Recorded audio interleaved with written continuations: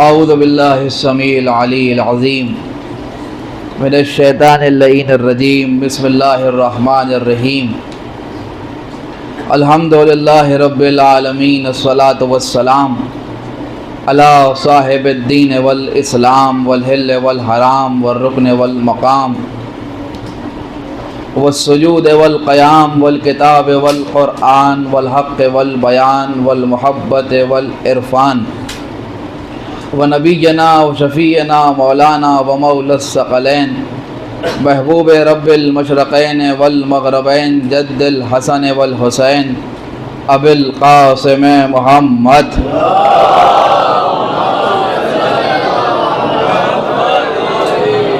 وعلی اہل بیتہ الطیبین الطاہرین المعصومین المظلومین المنتخبین المنتجبین الذین اذهب اللہ عنہم الرجس وطہرہم تطہیرا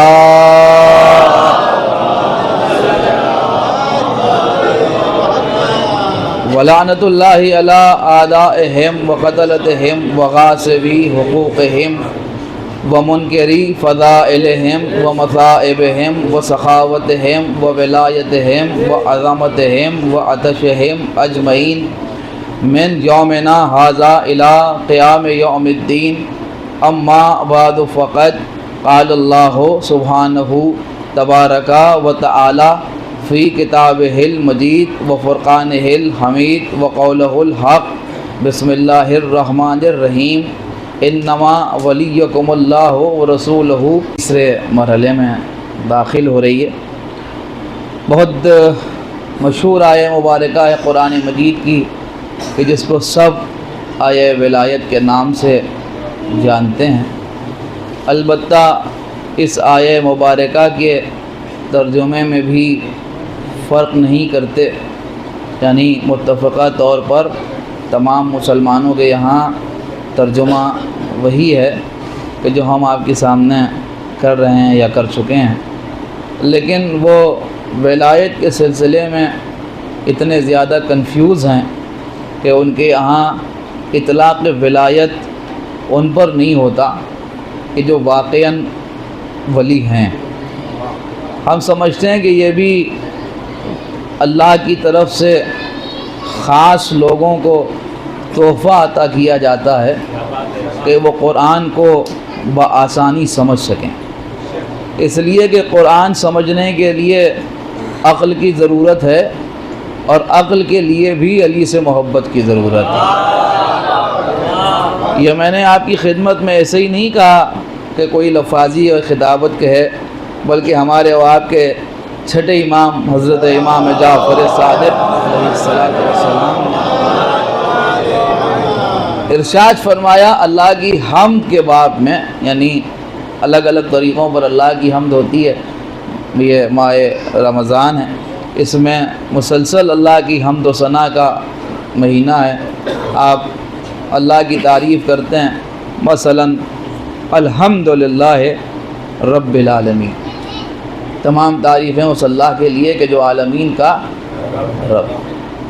الحمدللہ الذی انزل الفرقان، تمام تعریفیں اس اللہ کے لیے جس نے فرقان یعنی قرآن کو نازل کیا.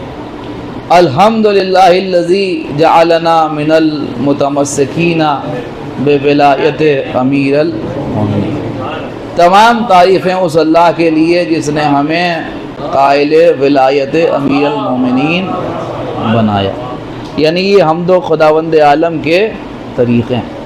اب اسی طریقوں میں آپ کو میں ایک طریقہ سناؤں جو چھٹے امام نے ارشاد فرمایا اللہ کی حمد کے باب میں.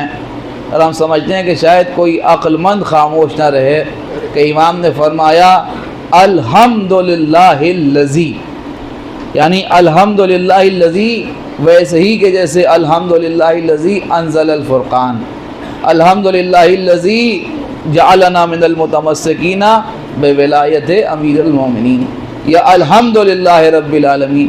تمام تعریفیں اس اللہ کے لیے جو عالمین کا رب ہے، تمام تعریفیں اس اللہ کے لیے کہ جس نے ہمیں ولایت کا قائل بنایا، تمام تعریفیں اس اللہ کے لیے کہ جس نے قرآن کو نازل کیا.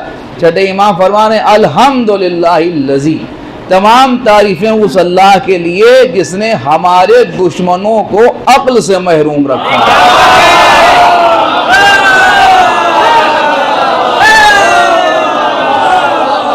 صلوات پڑھیں بر محمد و آلہ.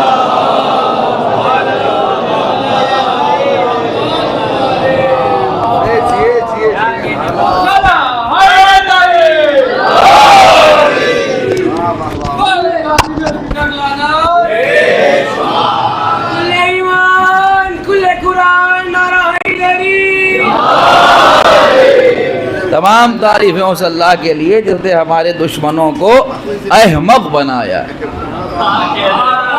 عقل سے محروم. اور دیکھیے ہماری گفتگو کا محور و مصدر یہی ہے.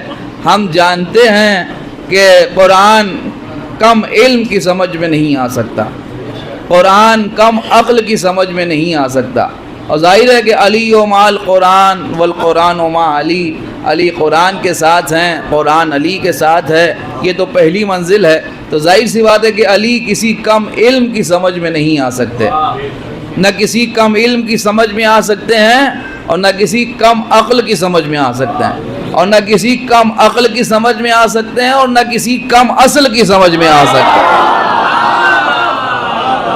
یعنی عقل کا بھی درست ہونا ضروری ہے اور اصل کا بھی درست ہونا ضروری ہے اور نسل کا بھی درست ہونا ضروری ہے. لہذا تو یہ ساری باتیں ہمارے درمیان جو ہیں وہ خاص ہیں, اس لیے کہ ان کے یہاں ترجمہ وہی ہے مگر مصداق کوئی اور.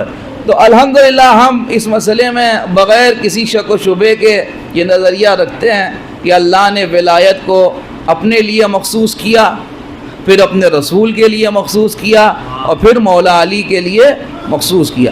کہ کل کی تقریر آپ کے اذہان میں محفوظ ہوگی تو کل میں نے عرض کیا تھا کہ اللہ نے ہر نبی کو بھی ولی نہیں بنایا. یعنی ولایت اللہ نے 1,24,000 انبیاء میں بھی سب کو تقسیم نہیں کی. کچھ ایسے انبیاء گزرے کہ جنہیں اللہ نے ولایت عطا کی, جس میں تکوینی ولایت جناب پیغمبر اعظم کو عطا کی, اس کے علاوہ یہ حصہ تو کسی کو عطا نہیں ہوا. یعنی بالکل ویسے ہی ولایت کے جیسے خدا کی ولایت ہے, بالکل ویسے ہی ولایت جیسی رسول کی ولایت ہے, وہ اسی نص آیت قرآنی سے مولا علی تک پہنچی. یعنی میں نے کل زمانے اور وقت کے لحاظ سے جتنی بھی باتیں کی تھیں اس کا مقصد صرف اتنا تھا کہ ہمارے سننے والوں میں, یہاں مومنین کے درمیان, ہمارے بھائیوں کے ذہن میں یہ کیفیت پیدا ہو جائے کہ زمانہ کسی چھوٹی سی چیز کا نام نہیں ہے.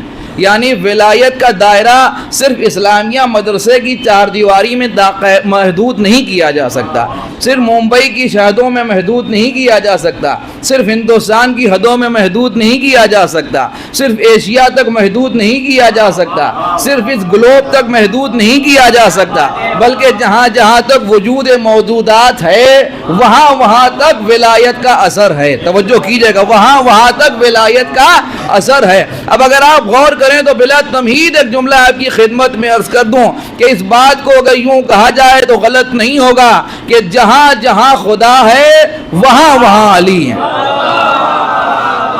دیکھیے عزیزوں, بہت خاموشی سے آپ نے سنا, یہ میں نے ایسے ہی نہیں کہا. جہاں جہاں خدا ہے وہاں وہاں علی ہیں.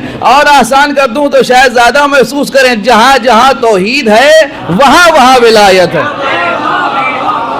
جہاں ولایت ہے وہاں توحید ہے, جہاں توحید ہے وہاں ولایت ہے. میں آپ کی خدمت میں عرض کروں تاکہ گفتگو کل سے متصل ہو جائے. ایک غیر مسلم بہت پڑھا لکھا آدمی تھا وہ, اور اگر آپ اس کے سلسلے سے ڈیٹیل پوچھیں گے تو میں بعد مجلس آپ کو حاضر بھی کر سکتا ہوں.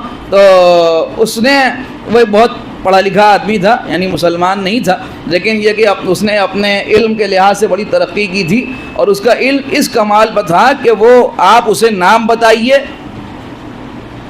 اور وہ اپنے علم کا استعمال کر کے بتا دے کہ یہ شخص اس وقت کہاں ہے. سمجھ رہے ہیں آپ؟ حیران ہو گئے. ہم سمجھتے اس مجمع کو تو قطعی متحیر اور حیران نہیں ہونا چاہیے. اب گفتگو ظاہر دھیرے دھیرے اپنی منزل کی طرف بڑھ رہی ہے, حالانکہ اس اطمینان کے ساتھ کہ یہ انشاءاللہ 5ویں مجلس میں بھی موضوع مکمل ہونے والا نہیں ہے, لیکن یہ کہ بہرحال جہاں تک بھی عرض کر سکوں, تو اس کا علم اتنے کمال پر تھا کہ آپ نام بتائیے اور وہ اپنے علم سے وہ بتا دے کہ یہ شخص اس وقت کہاں ہے۔ اتفاق سے وہ ایران پہنچ گیا۔ تو جب ایران پہنچا تو اس کی وہاں بہت سے لوگوں سے ملاقات ہوئی۔ اب اس وقت نام ذہن سے نکل رہا ہے ایک بہت بزرگ عالم دین سے، جب ان سے لوگوں نے کہا کہ حضرت یہ ایک بہت بڑا عالم ہے، یہ اپنے علم سے اندازہ لگاتا ہے، نام بتاتا ہے اور نام آپ بتائیے وہ یہ بتا دے گا کہ فلاں صاحب کہاں ہیں۔ تو اس نے کچھ اس زمانے کے بزرگوں کے نام بتانا شروع کیے۔ انہوں نے کہا بتاؤ کہ فلاں صاحب کہاں ہیں۔ اس نے نام دیکھا اور نام دیکھ کے تھوڑی دیر کے لیے آنکھیں بند کیں، اور آنکھیں بند کرنے کے بعد اس نے کہا نجف میں ہے۔ بہت توجہ کے ساتھ سنیے، انشاءاللہ نتیجے پر شاید کوئی خاموش نہ رہے۔ اس نے کہا یہ اس وقت نجف میں ہے۔ بڑی حیرت ہوئی ان کو۔ انہوں نے پھر ایک نام بتایا، انہوں نے کہا ان کے بارے میں بتاؤ۔ اس نے کہا یہ اس وقت مشہد میں۔ حالانکہ وہ کیا جانے نجف کیا ہے، وہ کیا جانے مشہد کیا ہے، لیکن اس کا علم جو تھا اسے بتا رہا ہے کہ یہ نجف میں ہے، وہ مشہد میں۔ تو لگے ہاتھ انہوں نے سوچا کہ لاؤ جب ٹیسٹ ہو ہی رہا ہے تو ایک نام اور پوچھ لیں۔ اب دیکھیں کیسے سنتے ہیں آپ۔ انہوں نے یہ کہا کہ یہ بتاؤ کہ اس وقت مہدی ابن نرجس کہاں ہے۔ کل جہاں تمام ہوئی تھی وہیں سے گفتگو کا آغاز ہو رہا ہے۔ یہ بتاؤ کہ مہدی ابن نرجس کہاں ہے۔ تو مہدی ابن نرجس کا نام اس نے سنا، لکھا، اور لکھنے کے بعد بہت دیر خاموش رہا اور پھر بے چین ہو گیا۔ اور بے چین ہونے کے بعد کبھی اس نے دائیں دیکھا، کبھی بائیں دیکھا، کبھی اوپر دیکھا، کبھی نیچے دیکھا، تڑپ تڑپ کے چہار سم دیکھنے کے بعد پوچھنے لگا کہ یہ بتاؤ کہ یہ تم نے نام کس کا بتایا۔ اس نے کہا یہ ہمارے امام کا نام ہے۔ اس نے کہا یہ نام جو تم نے بتایا ہے یہ وہ نام ہے جو دائیں طرف بھی ہے، بائیں طرف بھی ہے، سامنے بھی ہے، آگے بھی ہے، پیچھے بھی ہے۔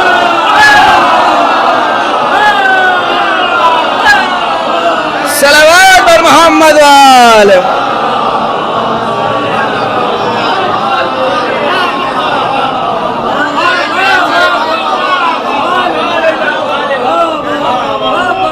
یعنی نہ سمت محدود، نہ جہت محدود، نہ کیفیت محدود۔ اس کا مطلب یہ ہوا، اب میں آیت پڑھوں تو یہ مجمع جیسے دل چاہے سنیں کہ حبیب جب یہ آپ سے پوچھیں کہ خدا کہاں ہے تو ان سے کہہ دیجئے کہ میں تمہاری شہر کے دے۔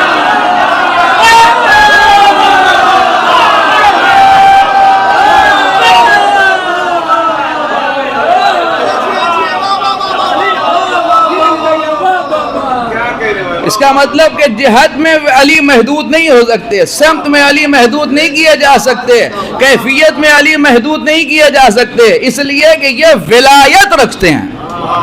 ولایت کا مطلب کہ اختیار رکھتے ہیں۔ میں نے کل تک یہی بات عرض کرنے کی کوشش کی کہ کم سے کم آثار ولایت کا تو اندازہ ہو کہ ولایت کا اثر کتنا ہے، کہاں تک ہے، وہ تو بعد میں ہوگی۔ آپ یوں سمجھ لیجئے کہ اب اس جملے سے متصل اگر میں ایک بات کہوں تو شاید زیادہ آسانی سے سمجھ میں آ جائے کہ ولایت توحید کا آئینہ ہے۔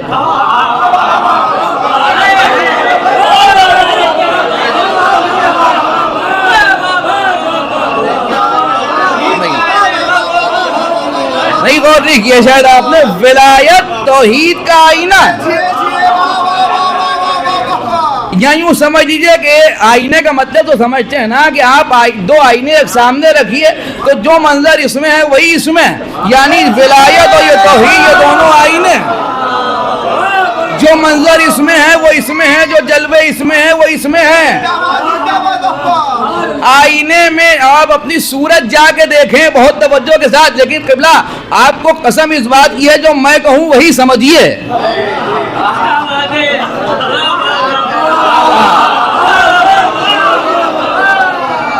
الحمدللہ جو میں کہوں وہی سمجھیے، اور پھر اگر کوئی کچھ سمجھ لے تو پھر سمجھ لے۔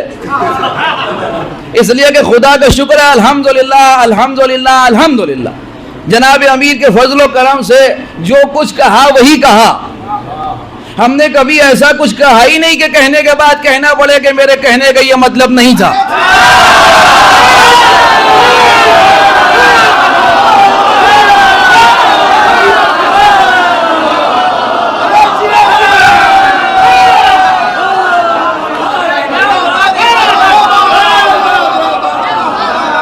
اور اگر ہم نے کچھ کہا اور آپ تو وہی سمجھے تو الحمدللہ، اور پھر اگر آپ اس کے علاوہ کچھ اور سمجھے تو پھر ہم نے وہی کہا جو آپ سمجھے۔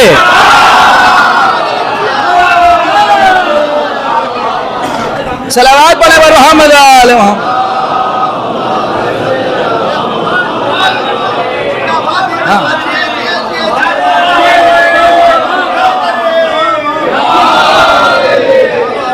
پھر تو وہی کہا کہ جو آپ سمجھے. جب آئینہ کسی چیز کے سامنے رکھا جائے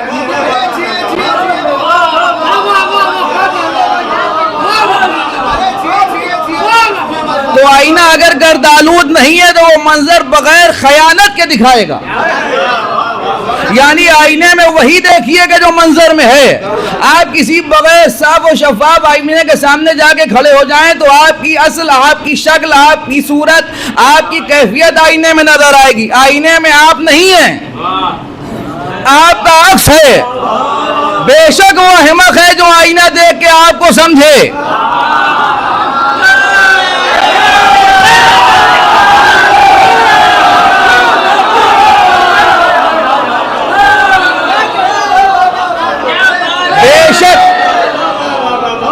بے شک وہ احمق ہے کہ جو آئینہ دیکھ کے آپ کو سمجھے، لیکن وہ اس سے بڑا احمق ہے جو آئینے میں آپ کو دیکھ کے اس کے آپ ہونے سے انکار کر دے.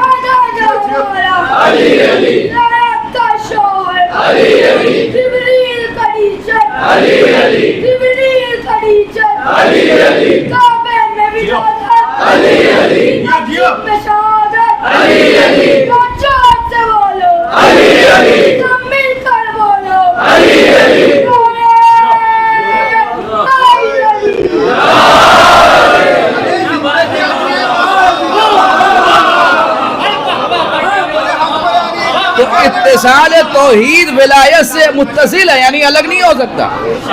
ولایت حصہ ہی توحید کا ہے. شان خداوند عالم دیکھیں خدا کی شان کیا ہے.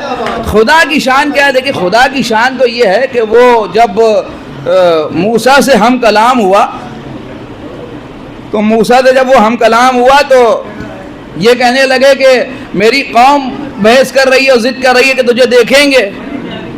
اس نے کہا لن ترانی، یہ ہمیں نہیں دیکھ سکتے. نہیں دیکھ سکتے کا مطلب نہ یہاں دیکھ سکتے ہیں نہ وہاں دیکھ سکتے ہیں. نہ یہاں نہ وہاں نہیں دیکھ سکتے، یعنی خدا نہیں دیکھا جا سکتا. نہیں دیکھا جا سکتا. اللہ کس سے کہہ رہا ہے؟ بہت توجہ کے ساتھ سنیے. اللہ حضرت موسیٰ سے کہہ رہا ہے کہ یہ مجھے نہیں دیکھ سکتے. اب یہ مجھے نہیں دیکھ سکتے اللہ سے موسیٰ سے کہہ رہا ہے تو اس کا مطلب یہ ہوا کہ موسیٰ سے بھی کہہ رہا ہے کہ تم مجھے نہیں دیکھ سکتے. اور نہ موسیٰ دیکھ سکتے ہیں اور نہ بنی اسرائیل دیکھ سکتے ہیں. تو کیوں نہیں دیکھ سکتے کہ صاحب اس لیے نہیں دیکھ سکتے کہ وہ دیکھنے والی چیز ہی نہیں ہے. دیکھی وہ چیز جاتی ہے کہ جو نظر میں آئے. نظر میں آنے کے لیے میٹیریل ہونا ضروری ہے، مادہ. مادے کے لیے کثیف ہونا ضروری ہے، یعنی دکھائی دینے کے لیے کثیف مادہ ہونا ضروری ہے. کثیف کے دو کیفیت ہیں. کثیف کا ایک مطلب ہوتا ہے جس میں کچھ غلاظت و نجاست ملی ہوئی ہو، اور ایک کثیف کا مطلب ہوتا ہے بھاری. بھاری. ہمارا جسم مادہ کثیف سے بنا ہے. ہمارا جسم مادہ کثیف سے بنا ہے. ہماری روح مادہ لطیف سے بنی ہے. کثیف کا مطلب یہ کہ جو کہ اس میں اللہ کہہ رہا ہے کہ انا خلقنا الانسان من نطفۃ امشاج، ہم نے اس انسان کو ملے جلے نطفے سے پیدا کیا. اب انسان کم سے کم اپنی حقیقت سمجھ لے تو ابو تراب تک پہنچنے سے پہلے خود ہی سوچ لے گا.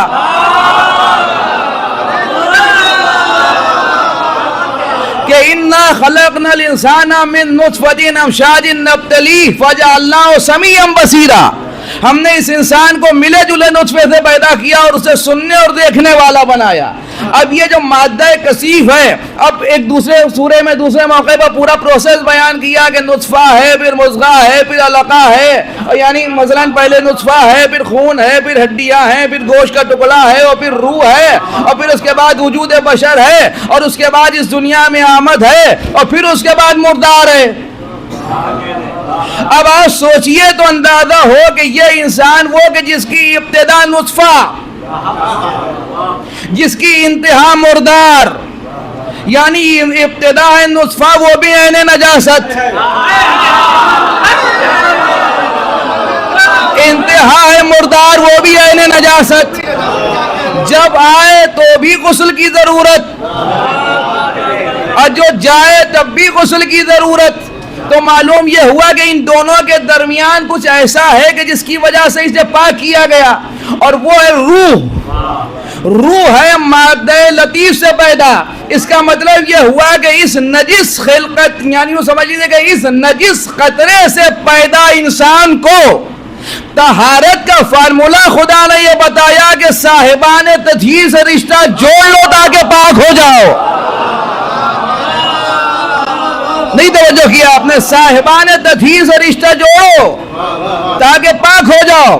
اگر کوئی پوچھے دلیل، تو دلیل یہ کہ اگر اس روح اور جسم کے ملے ہوئے بدن کے اندر صاحبان تطہیر کی محبت نہ ہو تو مرحلہ نجس. بہت توجہ کے ساتھ یہ بات ذرا سے ایک منٹ کے لیے سمجھنے کی ہو سکتا ہے کہ کوئی کہے کہ یہ بالکل نجس کیسے ثابت کر دیا؟ ابھی کرتا ہوں. نجس کا مطلب دیکھیے قبلہ، نجاست کی دو صفتیں ہیں، ایک ہے نجاست اور دوسرے خباثت. نجاست اور خباثت میں فرق کیا ہے؟ نجاست اور خباثت میں فرق یہ ہے کہ جو کھلی ہوئی ہو وہ نجاست، جو چھپی ہوئی ہو وہ خباثت. یعنی جو کھلا ہوا ہے وہ نجس، اور جو چھپا ہوا ہے خبیث. بہت زیادہ پریشان ہونے کی ضرورت نہیں، یہ سب فقہی اصطلاح ہیں. چھوٹے چھوٹے بچوں کو دینیات جب طہارت پڑھائی جاتی ہے تو اس میں پڑھایا جاتا ہے کہ خبث اور حدث. حدث کیا چیز ہے؟ حدث وہ چیز ہے کہ جس کے بعد غسل یا وضو واجب ہوتا ہے. خبث وہ ہے کہ جس کے بعد وضو اور غسل واجب نہیں ہوتا مگر طہارت واجب ہوتی ہے بغیر نیت والی. تو اس لیے چونکہ وہ چھپا ہوا ہے اس لیے اسے کہتے ہیں خبث. جہاں خبث ہو، جس جگہ پائی جائے وہ خباثت، جس شخص میں پائی جائے وہ خبیث. یعنی چھپا ہوا ہے تو خبیث اور ظاہر ہو گیا تو نجس. اور آسان کروں، خون ہے عین نجاست. یعنی ہمارے سر سے لے کے پیروں کے انگوٹھے تک پورے بدن میں خون ہی خون ہے، وہی خون کا جو نجس ہے، مگر ہمارا بدن نجس نہیں. سمجھ رہے ہیں؟ ذرا سا غور کیجئے. بس ایک منٹ سے زیادہ کی بات نہیں ہے، ابھی مسئلے کا نتیجہ ہے. یعنی خون نجس ہے، اس میں کسی کو شک نہیں ہے، لیکن ہمارا بدن نجس نہیں ہے. خون نجس ہے، سر سے لے کے پیر کے انگوٹھے تک پورے بدن میں خون ہی خون ہے، بغیر بدن نجس نہیں ہے. لیکن اسی ہاتھ پر کٹ لگا، خون نکلا، جیسے ہی خون انگلی پر لگا انگلی نجس، لباس پر لگا تو لباس نجس. اس کا مطلب یہ ہوا کہ جب تک وہ جلد کے پردے میں چھپا ہوا ہے اس لیے نجس نہیں ہے. جس دن جیسے ہی کٹ کے بعد کٹ لگا، ہاتھ کٹا، انگلی کے ذریعے سے جلد سے باہر آیا، نجس ہو گیا. بس معاملہ یہی ہے، ہر انکار ولایت کرنے والا نجس ہے.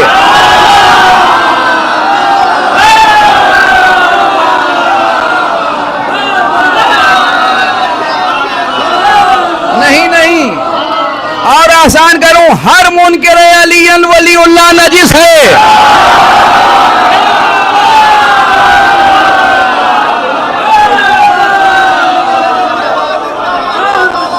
ہر منکر ولایت علی نجس ہے، مگر جب تک دین کے پردے میں ہے خبیث ہے، کھل گیا تو نجس ہے.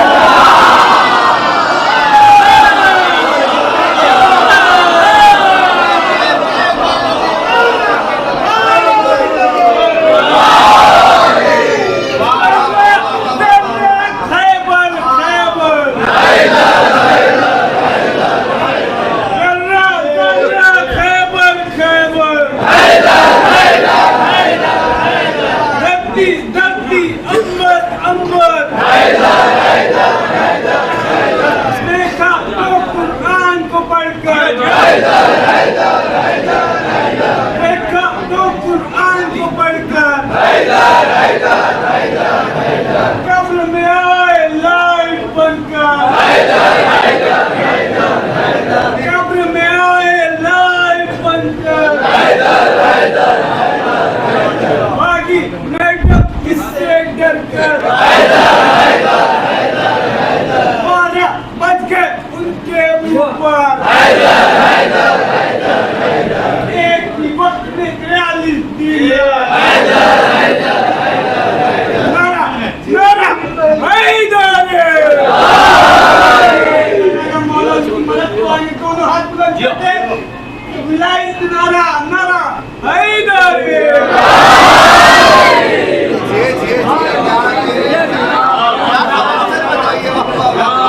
تھوڑا سا آواز اور آگے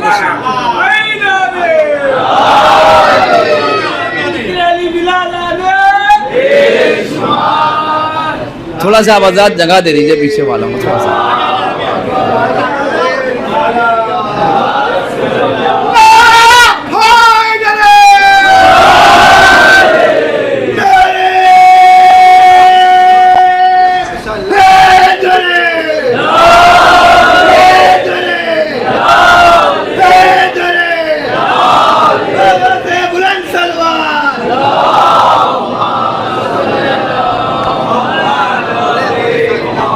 تو نظر آنے والے چیز نظر آنے کے لیے میٹر اور مادہ ہونا ضروری ہے، اور پھر مادہ صرف مادہ لطیف نہ ہو، مادہ کثیف ہو. مادہ کثیف ہو تو نظر آئے، لطیف مادہ نظر نہیں آتا.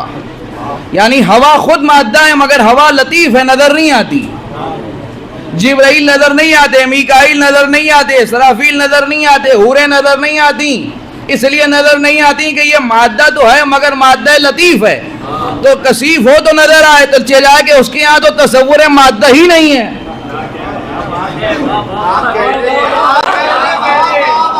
وہاں میٹر کا کوئی تصور ہی نہیں ہے.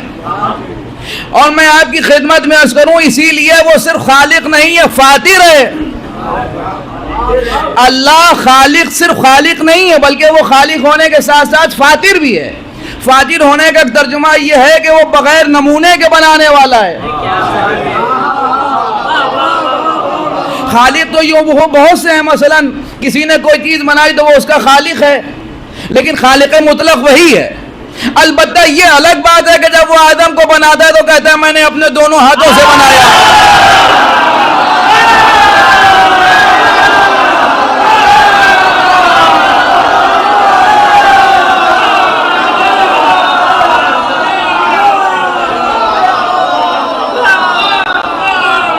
یہ جو مسئلہ ہے یہی ہے اتصال ولایت و توحید،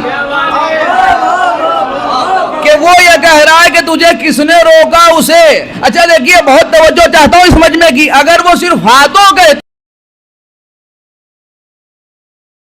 ہے تو ہم کہتے ہیں استعارتاً، جیسے علماء اسلام کہتے ہیں وہ استعارہ ہے. ہم مان لیتے ہیں کہ یہ ہاتھوں کہا تو استعارہ ہے. اس نے کہا دونوں ہاتھوں سے بنایا. ہم نے اپنے دونوں ہاتھوں سے بنایا. اب اگر توحید کو ولایت کے آئینے میں نہ دیکھیے تو آیت بے معنی ہے. یا تو مسلمان خدا کے ہاتھ دکھائے یا علی کو ید اللہ مانے.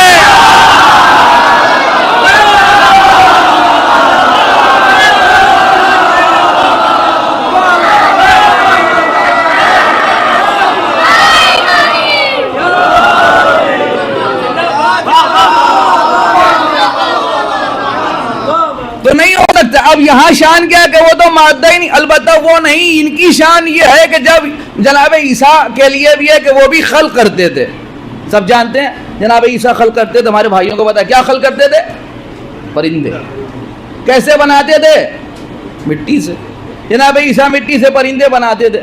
عیسیٰ کے خالق ہونے اور اللہ کے فاتر ہونے میں یہی فرق ہے کہ وہ پرندے بناتے تھے. پرندے کا مطلب آپ کو پرندے پتہ ہی اس لیے چلا کہ پرندے پہلے سے تھے.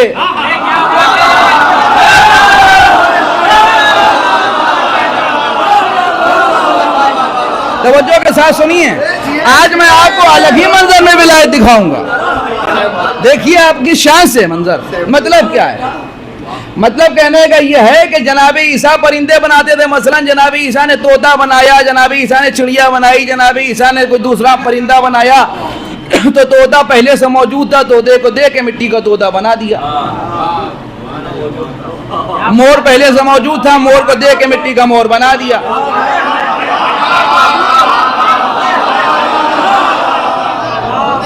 دوسری چڑیا پہلے سے، کبوتر پہلے سے موجود تھا، جناب عیسیٰ نے کبوتر کو دے کے مٹی کا کبوتر بنا دیا. یہ تو آپ جا کے میلے میں دیکھیں، اکثر آپ کو اس طرح کے پرندے ملیں گے. ملتے نہیں ملتے ہیں، بچے جا کے خرید کے لاتے ہیں، ہوتا ہے سبھی جگہ. لیکن حضرت عیسیٰ کا معاملہ یہ تھا کہ وہ صرف مٹی کے نہیں بناتے تھے، بِإِذْنِ اللہ اس میں روح پھونکتے تھے. یا یوں کہیے کہ اللہ عیسیٰ کے بنائے ہوئے پرندوں میں روح پھونک دیتا تھا تو ایک طوطا اور خلق ہو جاتا تھا.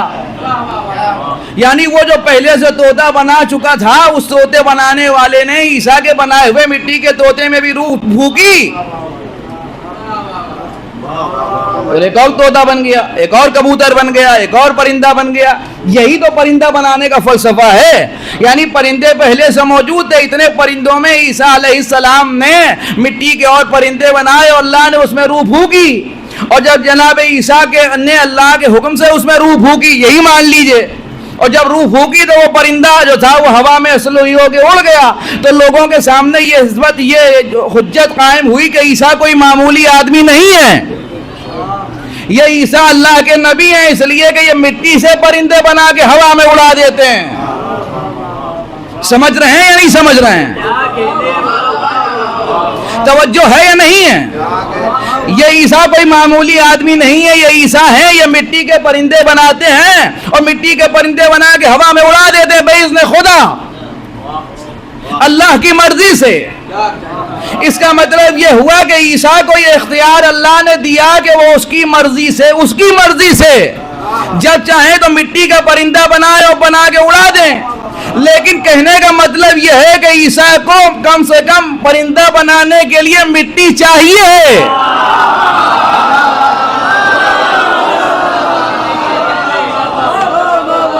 نہیں، جب تک سارا مجمع سمجھ لینا، یہاں سے آگے نہیں بڑھوں گا. عیسیٰ کو مٹیریل چاہیے ہے. آج دنیا میں کوئی بھی پروڈکشن ہو، پروڈکشن کے لیے را مٹیریل چاہیے. یعنی پہلے کچھ ہو، اس کچھ سے کچھ اور بنایا جائے. تو عیسیٰ کو قدرت ہے کہ وہ پرندے بنائیں، مگر پرندے بنانے سے پہلے عیسیٰ کو مٹی چاہیے ہے. اس لیے کہ عیسیٰ ہے، ولی مطلق نہیں ہے.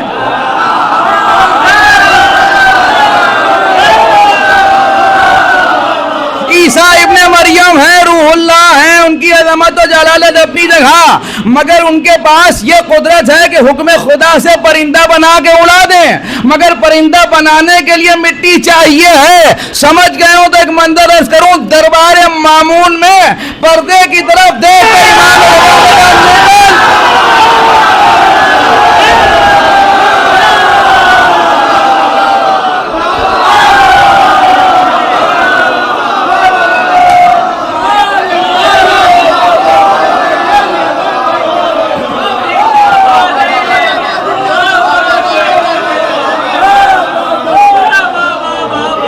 حضرت نے کہا نکل. تم نکل جو کہا وہ صرف ایک پردے پر کہا، وہاں مٹیریل موجود نہیں تھا، وہاں مادہ موجود نہیں تھا. اس کا مطلب یہ ہوا کہ اللہ، یہ عیسیٰ ہیں جنہیں مادہ چاہیے، اور یہ صاحب ولایت تکوینی و مطلقہ ہیں، انہیں مادہ نہیں چاہیے. یہ ویسے ہی کون سے خلق کرتے ہیں.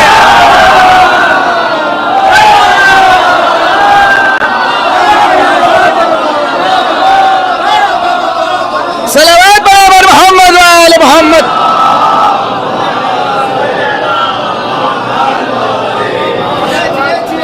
پریشان تو نہیں ہے. میں دلیل عرض کروں آپ کی خدمت میں، جناب پیغمبر اسلام سرکار ختمی مرتبہ حضرت محمد مصطفیٰ صلی اللہ علیہ وآلہ وسلم. دیکھیں قبلہ بات تمام ہو رہی ہے، یہاں کے بعد ہی مجلس ہے، اور مجھے احساس ہے آپ حضرات کی عظمت اذیت کا کہ بہت گرمی میں آپ لوگ بیٹھے ہوئے ہیں، لیکن بہرحال میں جلدی بات تمام کر رہا ہوں.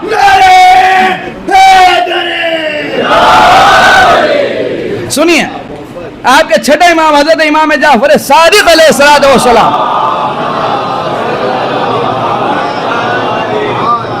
تشریف فرما. کسی نے چھٹے امام سے کہا کہ یہ بتائیے کہ بہت توجہ کے ساتھ سنیے، یہ بتائیے کہ رسول اللہ کے تبرکات کہاں ہیں؟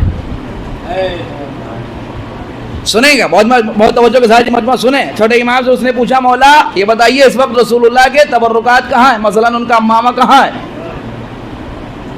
آپ کو معلوم ہے آپ کے چھوٹے امام نے کیا کیا؟ حضرت نے انگوٹھی پہنی ہوئی تھی عقیق کی، فرمایا یہاں ہے، یہاں. نہیں سمجھے آپ؟ اپنے انگوٹھے کی نگینے کی طرف اشارہ کر کے فرمایا یہاں ہے، یہاں. یہ الماری ہے،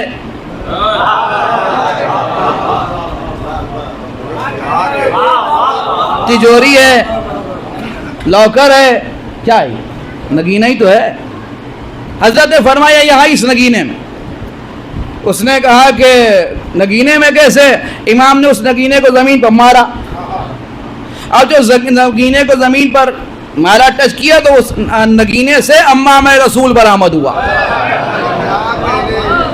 اور جب امامہ بڑے پریشان ہو گئے. کیا میں کیا آپ کی خدمت میں کروں؟ آپ انگوٹھی سے امامہ نکلتے ہوئے سن کے اگر پریشان ہو رہے ہیں تو نہیں ہونا چاہیے کہ اس لیے کہ یہ وہ گھرانہ ہے کہ جو سلیمان کی حکومتیں انگوٹھی میں رکھتا ہے اور وہ زکات میں دے دیتا ہے.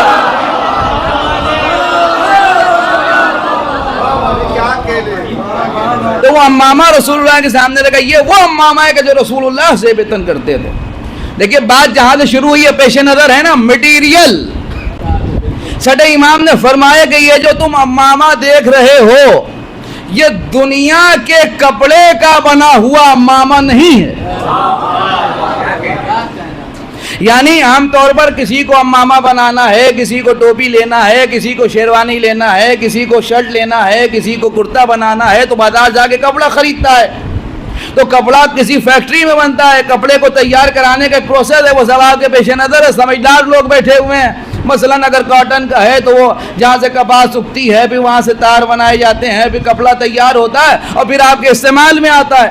تو امام نے فرمایا کہ یہ دنیا کی اگی ہوئی کپاس کے نتیجے میں بنے ہوئے کپڑے کا امامہ نہیں ہے. امام نے فرمایا امامہ رسول خزانہ کن سے بنایا گیا ہے.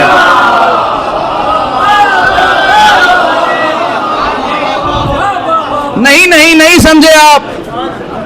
یہ خزانہ کن سے بنایا گیا ہے. اس کی دلیل یہ کہ عبداللہ ابن عباس کی سر پر کیوں نہیں آیا؟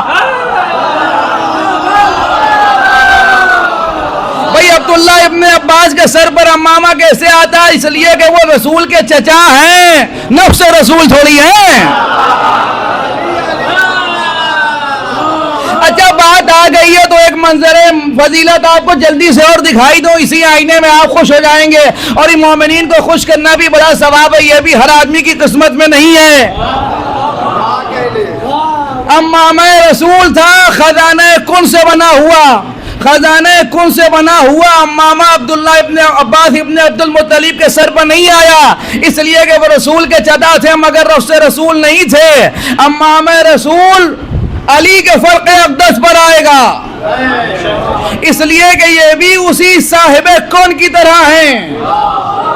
اور جب یہ امامہ علی سے تبرک میں تقسیم ہوگا تو حسن اور حسین کے سر پر جائے گا. اور عبداللہ ابن عباس کے سامنے مولا کائنات نے اپنے اس رسول اللہ کی امامے کو فرق حسن پر بھی رکھا اور فرق حسین پر بھی، تاکہ دنیا دیکھے کہ امامہ سر بدلنے سے نہیں، یعنی امامہ چاہتا ہے کہ جیسا امامہ ہے ویسا ہی سر ہو.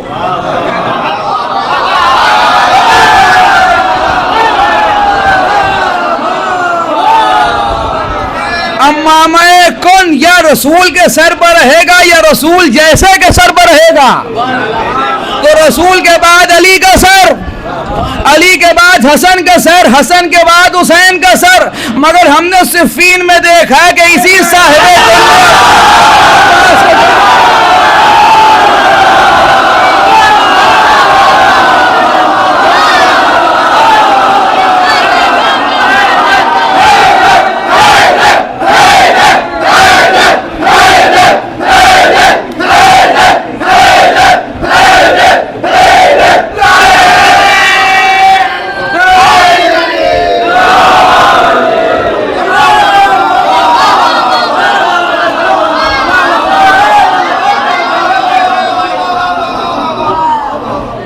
توجہ فرما رہے ہیں آپ؟ تو اس کا مطلب یہ ہوا کہ یہ ہے مٹیریل. تو جو مٹیریل ہو نہ دل کثیف ہو لطیف بھی نہ ہو جب وہ نظر آئے تو خدا کے ہاں تو تصور مادہ ہی نہیں.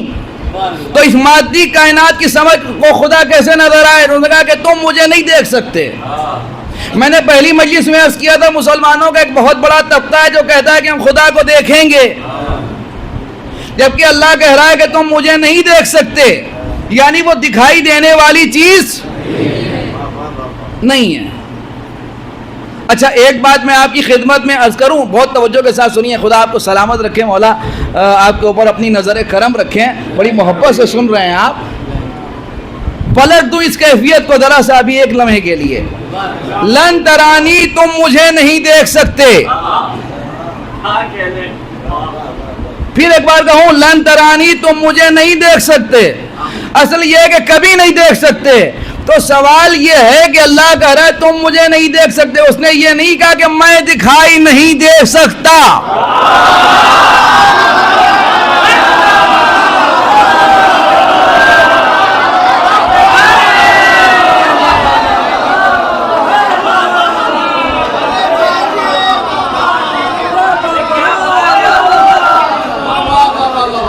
اس نے یہ نہیں کہا کہ میں دکھائی نہیں دے سکتا. اس نے کہا تم مجھے نہیں دیکھ سکتے. اس کا مطلب یہ ہوا کہ اگر وہ یہ کہتا کہ میں دکھائی نہیں دے سکتا تو وہ ہو جاتا عاجز، مجبور. اور وہ عاجز نہیں ہے، وہ ہے قادر. تو اس نے یہ نہیں کہا کہ میں دکھائی نہیں دے سکتا، اس نے کہا تم مجھے نہیں دیکھ سکتے. اس کا مطلب یہ ہوا کہ مجبوری تمہاری ہے کہ تم مجھے نہیں دیکھ سکتے. دھیرے ہی دھیرے لے چلوں گا، آپ پریشان نہ ہو. تم مجھے نہیں دیکھ سکتے. اس کا مطلب یہ ہوا کہ عاجز وہ ہے جو نہ دیکھ سکے. اب اگر کوئی عاجز نہ ہو اور اس سے کوئی پوچھے کہ آپ نے دیکھا تو یہ کہے کہ میں عبادت کیسے کرتا جسے نہ دیکھتا.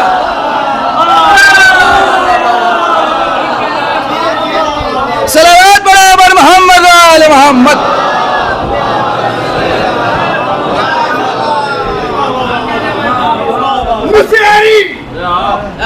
نصیری ڈوبے نا تو کیا کرے آخر؟ نصیری ڈوبے نا تو کیا کرے آخر؟ علی کے بیر فضائل کا کوئی ساحل ہے؟ نصیری ڈوبے نا تو کیا کرے آخر؟ علی کے بیر فضائل کا کوئی ساحل ہے؟ ہر ایک شے پہ تو قادر ہے علی تجھ کو. ہر ایک شے پہ تو قادر ہے علی تجھ کو. خدا تو کہنا ہے آسان، نہ کہنا مشکل ہے.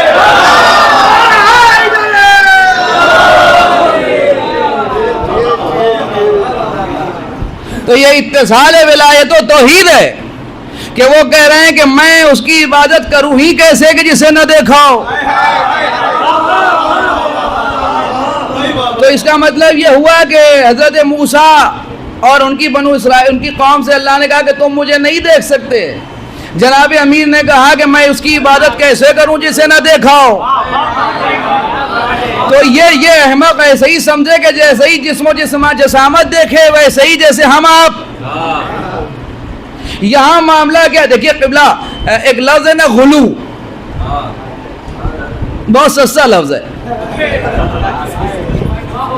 ہاں تقوی مہنگا ہے، عبادت مہنگی ہے.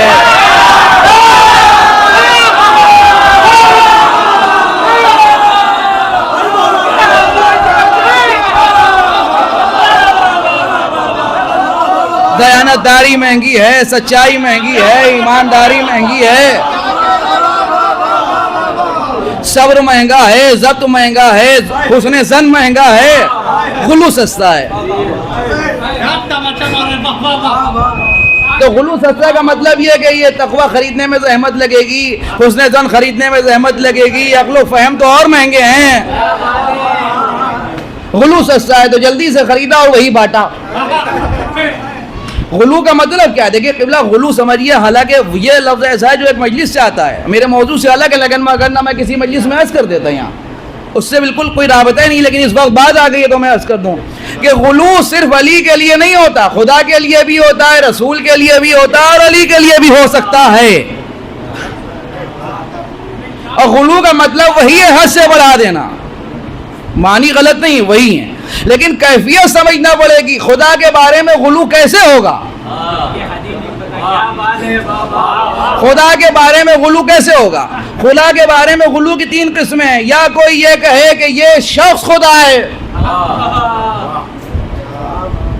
تین کیفیتیں بہت توجہ کے ساتھ سنیے۔ خدا کے بارے میں یا کوئی کہے کہ یہ شخص خدا ہے، یا یہ کہے کہ خدا اس شخص میں ہے، یا کوئی یہ کہے کہ ایک شخص ہے کہ وہی خدا ہو جاتا ہے۔ ان تین کیفیتوں کے علاوہ خدا کے سلسلے میں چوتھی کیفیت غلو کا کوئی تصور ہی نہیں ہے۔ اب معاملہ یہ ہے کہ آپ جو فضائل پڑھنے پر پریشان ہو جاتے ہیں، تو معاملہ یہ کہ جو خانہ کعبہ میں آیا ہو، جس کی شان یہ کہ جب وہ نہج البلاغہ میں بولے تو پہلے ہی خطبے میں یہ کہے کہ اسے کسی صفت سے مخصوص نہیں کیا جا سکتا۔ نہیں ٹھہر جائیے ایک لمحے کے لیے ٹھہر جائیے۔ وہ کہ جو اپنے کلام سے علماء متکلمین کو بتائے کہ صفات ثبوتیہ کسے کہتے ہیں اور سلبیہ کسے کہتے ہیں، وہ بولے تو پتا چلے کہ خدا کیسا ہے اور کیسا نہیں ہے۔ بھئی وہ قدیم ہے، وہ قادر ہے، وہ حی ہے، وہ مدرک ہے، وہ مرید ہے، وہ مرئی نہیں، وہ حلول نہیں کرتا، اس کے صفت و ذات اس کی ذات سے الگ نہیں ہے، یعنی ذات پر صفات اس کی ذات نہیں ہے، تو وہ بولے تو پتا چلے کہ ثبوتیہ کسے کہتے ہیں اور سلبیہ۔ اب اگر کوئی اس کی شان بیان کرنے میں پریشان ہونے لگے تو اس کا مطلب یہ ہوا کہ یہ تمہارے عقل کا قصور ہے، اس کی فضیلت کا قصور نہیں ہے۔ ایک بات خدا کے سلسلے کا معاملہ یہ بہت توجہ کے ساتھ سنیے، بہت توجہ کے ساتھ۔ خدا کے رسول کے سلسلے میں غلو کا مطلب کیا کہ کوئی شخص ہمارے نبی کے بارے میں یہ عقیدہ رکھے کہ یہ محمد سے افضل ہیں، وہ کہ جس پر شرف تمام ہو گیا، جس پر فضیلتیں ختم ہو گئیں۔ اگر کوئی یہ تصور کرتا ہے کہ کوئی شخص رسول اللہ سے افضل ہے تو وہ غلو کرتا ہے۔ اگر کوئی شخص رسول اللہ کے سلسلے میں یہ تصور کرتا ہے کہ کوئی پیغمبر سے افضل ہو سکتا ہے تو وہ غالی ہے۔ اب آپ جائیے بات امامت کے مسئلے میں، مجبوری یہ ہے کہ توحید کے سلسلے میں غلو نظر آتا ہے، اور ولایت کے معاملے میں جو خاطی انسانوں کو معصوم کے برابر بٹھا رہے ہیں۔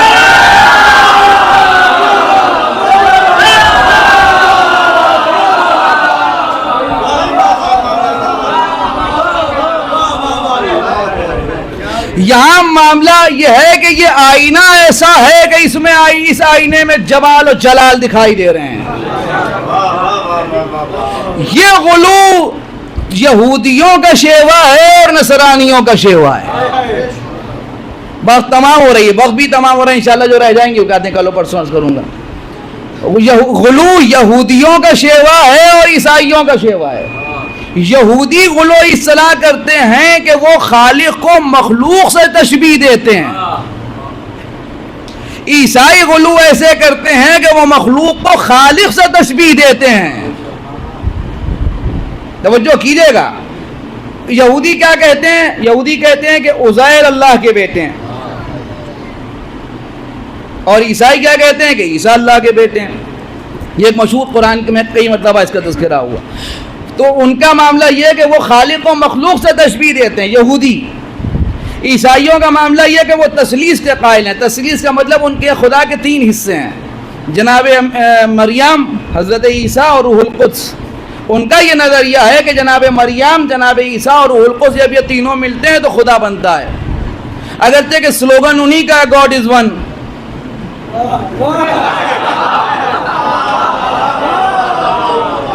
لیکن وہ یہ قائل ہیں کہ تثلیث جب ملے تو وہ تو یہاں معاملہ کیا؟ یہاں معاملہ دیکھیں قبلہ بہت توجہ، بس مجلس کی آج کی تقریر کی آخری بات، یہاں مطلب یہ ہے کہ وہ تسلیث سے ایک عقیدہ بناتے ہیں، اسی لیے وہ مواحد نہیں ہیں۔ علی کے سلسلے میں غلو اس لیے نہیں ہو سکتا کہ علی سید المواحدین ہیں۔ نہیں، ذرا سا بلند ہو کے سنیے، علی سید المواحدین ہیں، ویسے ہی کہ جیسے امام المتقین ہیں، ویسے ہی کہ جیسے سید الوسیین ہیں۔ مواحد کہتے ہیں اقرار توحید کرنے والے کو۔ اس کا مطلب یہ ہوا کہ اس دنیا میں کوئی کتنا بڑا ہی علم بردار پرچم توحید کیوں نہ ہو، مگر وہ پیچھے ہوگا، علی آگے ہوں گے۔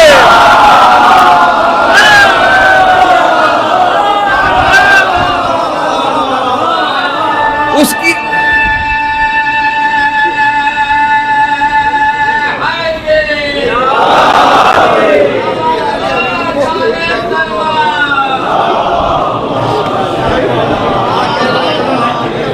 کامیابی کی تعریف کیا ہے؟ کامیابی کہتے ہیں مقصد حاصل کر لینے کو، مقصد حاصل کر لینا کامیابی ہے۔ جسے اس کی زندگی کا مقصد حاصل ہو جائے وہ کامیاب، جو اپنے مقصد کو حاصل نہ کر سکے وہ کامیاب نہیں، ناکام، فیل۔ کامیاب ہونے کے لیے مقصد حاصل کرنا ضروری ہے، لیکن اس مقصد تک پہنچنے کے لیے دو چیزیں ہیں، ایک ہے اصل مقصد، ایک ہے وسیلہ مقصد۔ اصل مقصد اور وسیلہ مقصد، مثلا مثال کے طور پر چھوٹی سی بات ہے کہ ایک بچہ ہے، طالب علم ہے، جو اسکول یا کالج میں پڑھ رہا ہے، تو اس کی زندگی کا مقصد ہے کامیاب ہونا، اگلے درجے میں جانا، کامیابی حاصل کرنا۔ اس مقصد تک پہنچنے کے لیے وہ بہت سے وسیلوں سے گزرتا ہے، رات بھر جاگتا ہے، یاد کرتا ہے، لکھتا ہے، پڑھتا ہے، محنت کرتا ہے، امتحان دیتا ہے، اور پھر اس کے بعد انتظار کرتا ہے کہ کامیاب ہو جائے۔ تو اگر وہ پاس ہو گیا تو اس کا جاگنا بھی کامیاب ہے، اس کا یاد کرنا بھی کامیاب ہے، اس کا کالج بھی کامیاب ہے۔ اور اگر وہ فیل ہو گیا تو اس کا مطلب یہ کہ اس کا لکھنا، پڑھنا، اسکول آنا، کاپی کتاب یاد کرنا، رات تک جاگنا سب بیکار۔ اس کا مطلب یہ ہوا کہ اصل مقصد ملے تو وسیلہ کامیاب، اور اصل مقصد ہاتھ نہ آئے تو وسیلہ بھی بیکار۔ اگر مسلمانوں کا مقصد خدا تک پہنچنا ہے تو خدا تک پہنچنے کو علی تک پہنچنا سمجھیے،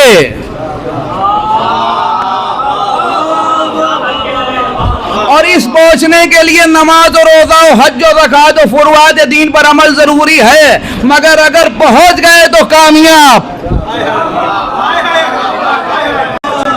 اور نہ پہنچ سکے تو ناکام۔ البتہ کوئی بات نہیں، چلے گا، ہمارے لیے یہ میرا مقصد ہی نہیں تھا، یہ بھی وسیلہ مقصد تھا۔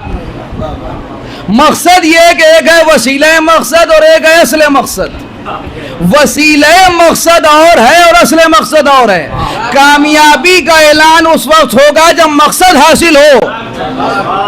اگرچہ کہ علی کائنات عالم و آدم کی وہ کامیاب ترین شخصیت گزری جس کی زندگی میں وہ کامیابیاں ملی کہ اگر اس کے جیسی زندگی میں کسی اور کو ایک کامیابی مل جاتی تو وہ پوری زندگی فخر کرتا۔ مثلا کوئی خانہ کعبہ میں پیدا ہی ہو جاتا، مثلا کسی کے لیے صرف ذوالفقاری آ جاتی،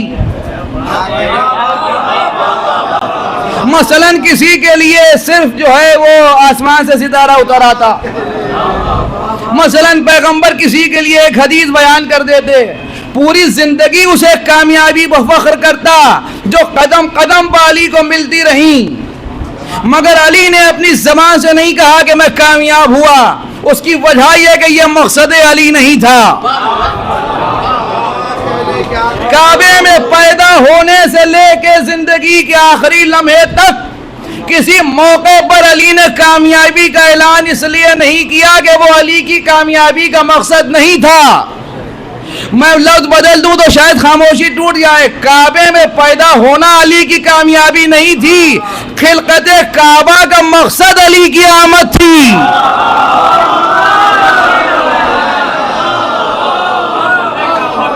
کتب سماوی کی تلاوت علی کا مقصد نہیں تھا، کتابوں کو علی جیسا قاری چاہیے تھا۔ حصول ذوالفقار علی کا مقصد نہیں تھا، خلقت ذوالفقار ید اللہ کے لیے ہوئی تھی۔ ستارہ بلا لینا علی کا مقصد نہیں تھا، خلقت سیارگان کا باعث ہی علی ہیں۔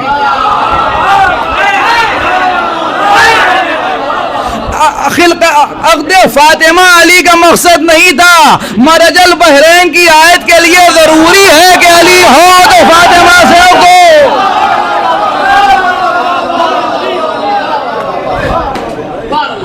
شافع معشر و ساقی کوثر ہونا علی کی زندگی کا مقصد نہیں ہے، اس لیے کہ کوثر کو علی جیسا ساقی چاہیے ہے۔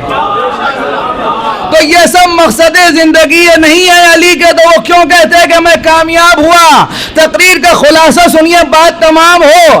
علی نے ابن ملجم مرادی کی تلوار سے زخمی ہو کے کہا کہ میں کامیاب ہوا، اس کا مطلب یہ ہوا کہ مقصد آج پورا ہوا ہے۔ کوئی ایسا مقصد تھا علی کی زندگی میں جو آج پورا ہو گیا۔ علی کی زندگی کا ایک ہی مقصد ہے کہ خدا وحدہ لا شریک کو سجدہ ہوتا رہے۔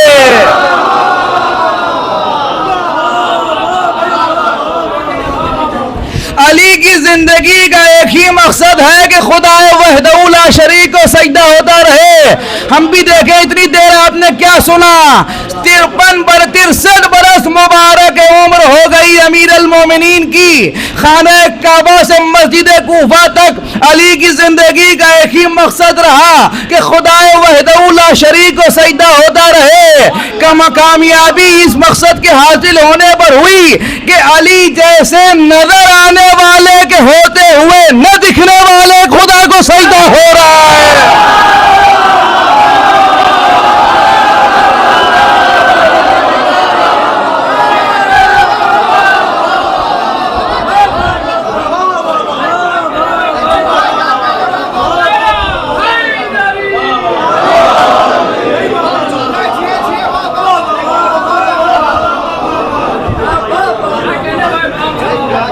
نظر آنے والے کے ہوتے ہوئے غیر مرئی خدا کو سجدہ ہو رہا ہے، اسی لیے علی سید الموحدین ہیں۔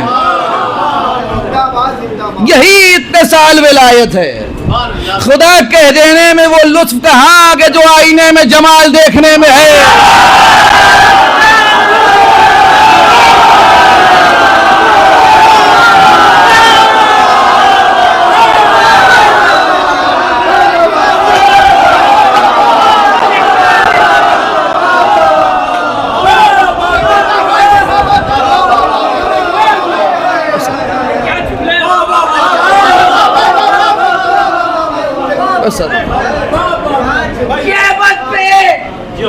غیبت پہ مومنوں کا یقین اور بڑھ گیا، غیبت پہ مومنوں کا یقین اور بڑھ گیا۔ پردہ ہٹا کے جب سے نکلے خدا کے ہاتھ، پردہ ہٹا کے جب سے نکلے خدا کے ہاتھ، ہم کو علی سے کہا نصیری سے کیا غرض، یہ اس خدا کے ہاتھ ہو یا اس خدا کے ہاتھ۔ جو بھی نعرہ لگائے گا 6 مہینے کے اعتکاف سے زیادہ ثواب پائے گا۔ سبحان اللہ۔ دونوں بات بلند، نعرہ نعرہ حیدری۔ بس فس و رب الکعبہ، رب کعبہ کی قسم میں کامیاب ہو گیا۔ مقصد حاصل ہوا تو مولود کعبہ نے کہا کہ رب کعبہ کی قسم۔ یہ قسم علی کے علاوہ زیبا کسے تھی کہ وہ جو مولود کعبہ ہے وہ کہے کہ رب کعبہ کی قسم۔ ابراہیم کی قسم علی کے علاوہ کسی کو حق نہیں تھا کہ وہ ایسی قسم کھاتا کہ رب کعبہ کی قسم۔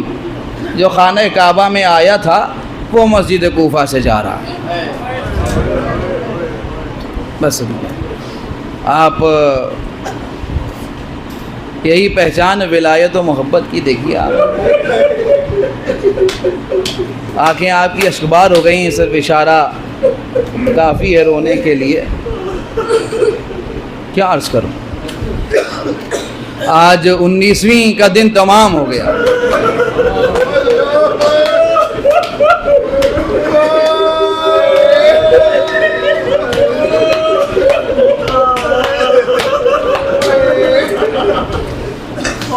انیسویں رمضان تمام ہو گئی، 20ویں شب آ گئی، یعنی ایک دن گزر گیا علی کو زخمی حالت میں۔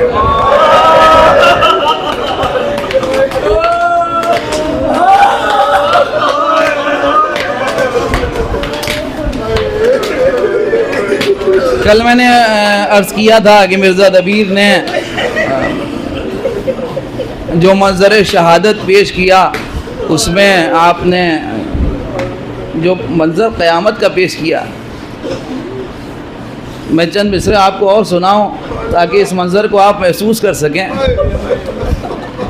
کہتے ہیں کہ پہنچا جو لاشہ شہ مرداں خریب در، بے ساختہ نکل پڑی زیرب پر ہے نہ سر۔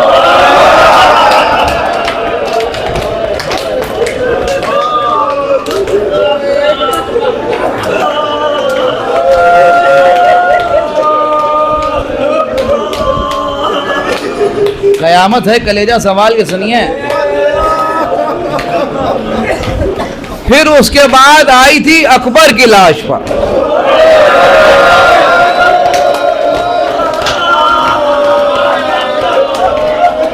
یہ سانحہ تھا باپ کا وہ ماتم پسر، رکھ رکھ کے ہاتھ آنکھوں پر سب خلق ہٹ گئی، اور پھیلا کے ہاتھ لاشے سے زینب لپٹ گئی۔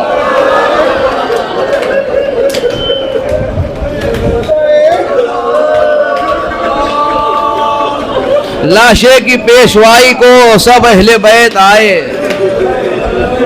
سر کو سنبھالے لاش کے بیت الشرف میں لائے، ام البنی تڑپ کے پکاری کہ ہائے ہائے۔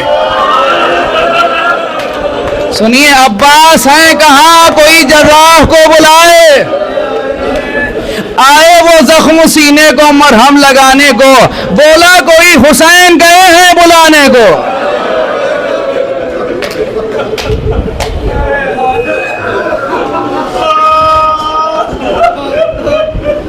اب عالم یہ ہے عزیزوں کہ جراح آیا ہے، جناب امیر المومنین زخمی حالت میں ہیں اور اب گھر میں ہیں، اور کیفیت یہ ہے کہ جراح بلایا گیا۔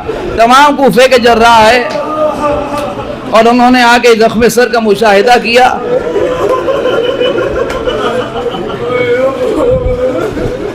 آپ بے چین ہیں نا، صبح سے بے چین ہیں۔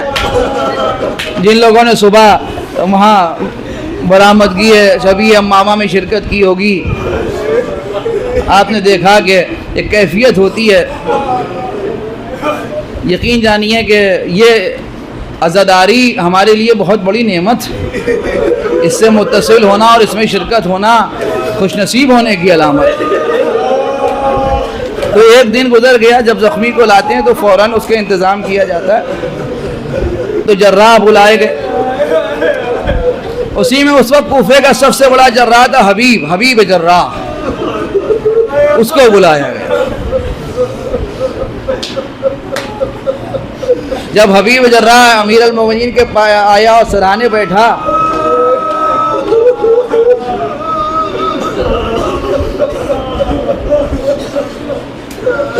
امام حسن مجتبیٰ تشریف لائے اور انہوں نے اپنے بابا کے زخم سر کو کھولا۔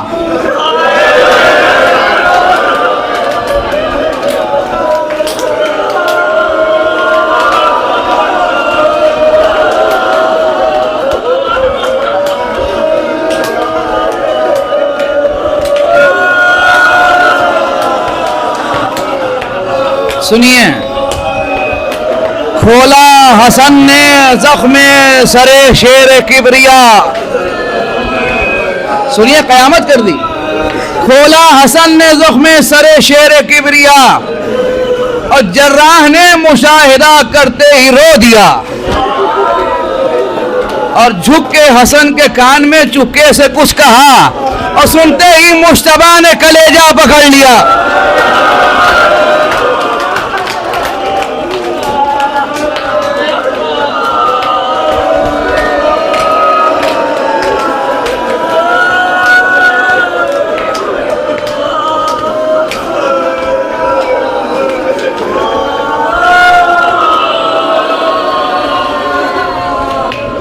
سنتے ہی مجتبیٰ نے کلیجہ پکڑ لی.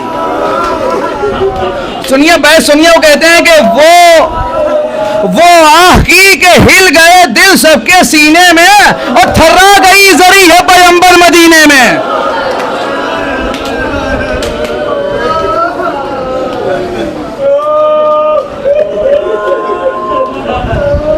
جب اس نے جناب امیر کے زخم سر کا مشاہدہ کیا تو اس نے کہا حسن مجتبیٰ سے مولا ایک کلہ گوسفند کا انتظام کیجئے. بس سنیے, بس مجلس ختم ہو گئی, باقی کی باتیں انشاءاللہ اگلی مجلس میں یا کل, اس سے زیادہ میں پڑھ نہیں سکتا. سنیے بس مجلس تمام ہوئی تو کلہ گوسفند آیا, اس نے کلہ گوسفند سے ایک رگ نکالی اور رگ نکال کے اس نے زخم سر پر رکھی. جیسے ہی زخم سر پر رکھی وہ نیلی ہو گئی.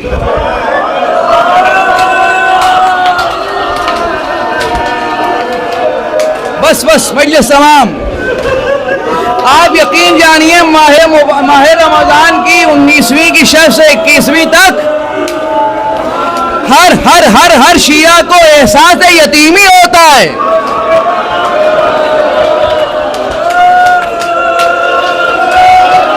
یہ مجلس عزاداران علی کی نہیں, یتیمان علی کی ہے.